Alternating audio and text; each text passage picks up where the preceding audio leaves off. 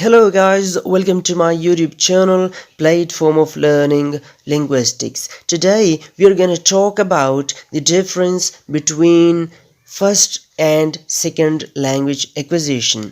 First language acquisition or L1 acquisition means children's acquisition of their native language, while second language acquisition means learning a language after acquiring the mother tongue.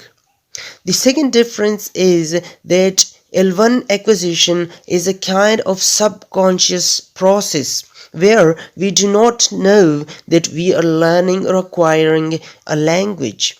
On the flip side, second language acquisition is a kind of an active and conscious process. Thirdly, learners reach native-like fluency in the first language acquisition. On the other hand, it is difficult to reach native-like fluency in L2 acquisition.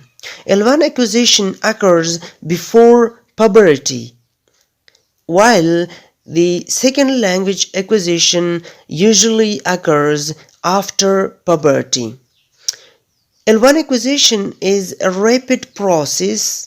On the flip side, L2 acquisition is a kind of slower process comparatively.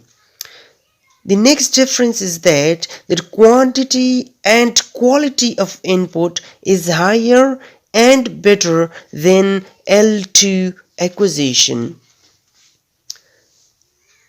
In L1 acquisition, learners mostly rely on the knowledge they are already equipped with, that is, universal grammar. On the flip side, in L2 acquisition, learners usually rely on their L1 or native or first language. The next difference is that motivation of L1 acquisition is also different from L2. L2, which is either integrative or instrumental motivation based process, while a child's motivation is simple. In order to communicate and to be a part of family and society, the child must master the target language. So this was all about the difference between L1 and L2 acquisition, and in the last, never forget to subscribe to my channel.